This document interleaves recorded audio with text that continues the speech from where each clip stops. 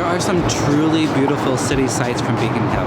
And if you've ever looked at Seattle on Instagram, you might recognize this spot because it's where everybody goes for nighttime and sunset photos of downtown Seattle. We're starting on the north end, right near the PacMed building, which, fun fact, was the Amazon headquarters for 10 years. It's this beautiful 1930s building with all of these beautiful details that you can see from a lot of really scenic spots in Seattle. Our very first Seattle apartment was just a couple blocks from here. This one right here, it was a good spot. I kind of miss the convenience and the location of Beacon Hill. We would often take the bus downtown, and since we moved away, the light rail's connected to Capitol Hill. You know, if you're looking for a car-free place to live in Seattle, I still think Capitol Hill is probably the best spot, but Beacon Hill is a good option too. I don't know about you, but I seem to have hit this point in my life where all of my friends are obsessed with gardening, and whenever we get together, we just talk about what plants we've recently planted and how they're thriving. Not that this is a bad thing at all.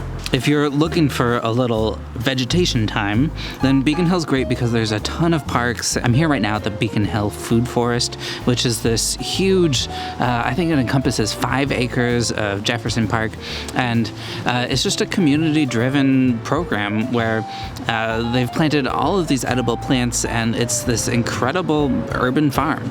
It's really cool that the Food Forest started in 2009 from a student project.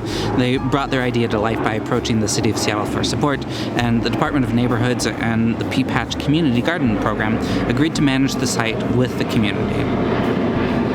I see some Brussels sprouts, some apples, some pears, black currant. There's a lot of good stuff here, and most of it goes towards feeding underserved communities. So it's a very cool project. Here's some blueberries. Before we go any further, I have a Zoom meeting with a potential client who's thinking about moving to town, and then I have to get some lunch. So I'm stopping at my office really quick so that I can get those things done. If you ever come to my office, here it is. Here's the Aurora Bridge right there, and then my office is right in that building.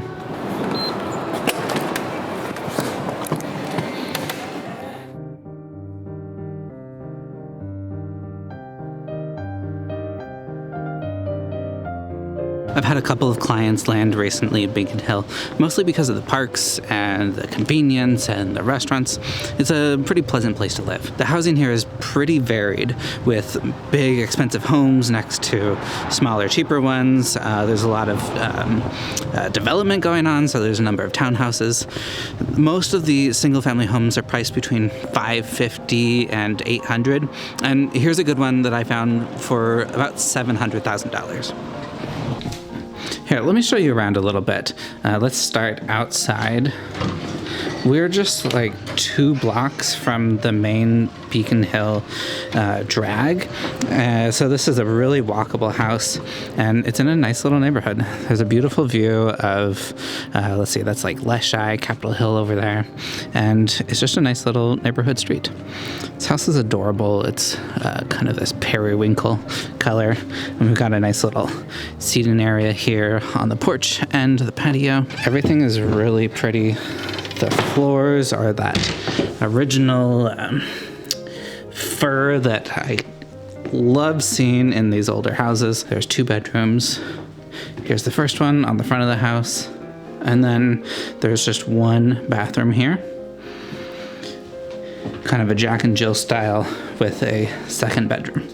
So it's only 900 square feet, but it's very livable. I really like the layout. This main living area is just kind of open. We have these half walls here, which create some sort of separation of space if you want that. This is the kitchen here. I would probably tear this wall down. I think that needs to go. But the kitchen here is a nice size. I do really like this laundry room here, though. The tile's very cool.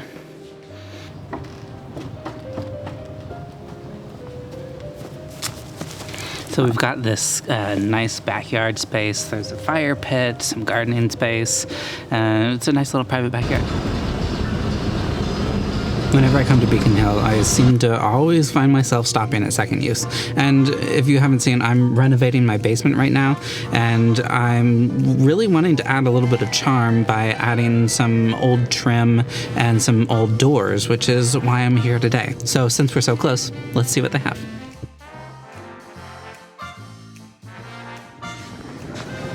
Now, can I put a 1920s style door in my 1960s house?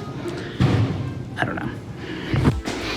Now, if you're looking for a little bit more space, then you can certainly find a larger house, but I'm really a big fan of the townhouses in Beacon Hill, simply because they're a little bit taller, they're over everything else, and you get spectacular views of the city. Let's have a look around this one. This is a 3-bedroom at 1,600 square feet, and I really like this larger layout. It's a little bit wider and a little bit larger than a lot of the townhouses that you see out there. This living room's nice. We have AC. The views aren't blocked too much. There is another development across the street, but we're getting lots of natural light in here.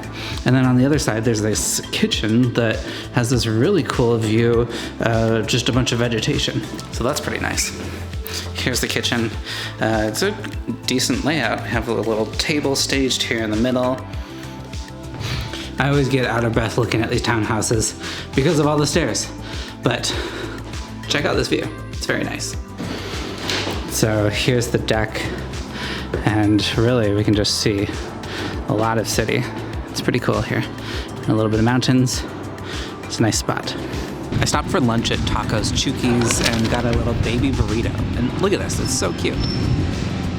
Beacon Hill seems to be a neighborhood that's navigating changes remarkably well. It's on the south side of Seattle, which is the city's most diverse region. Asian and white folks each represent about a third of the population, with Black and Latino folks making up the other third. And it's pretty cool that no single racial or ethnic group comprises the majority here in Beacon Hill.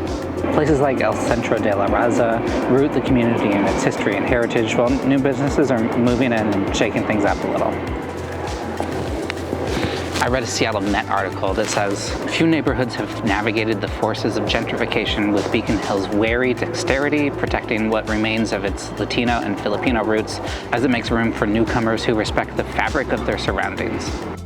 I wanted to make sure that I took this opportunity to show you this really cool Frank Lloyd Wright inspired home. This home's not only inspired by Frank Lloyd Wright, but it was designed by a student of his, Milton Stricker, and it's really, really cool. I can't really decide if I would actually want to live here because it is, an architect's home, and it's a little strange, but it's truly beautiful. Here's the kitchen. This opens up to this beautiful living area and a loft that you can go up there. There's mostly just mechanical systems up there. But look at this view. It's very cool. Huge windows just surrounded by trees.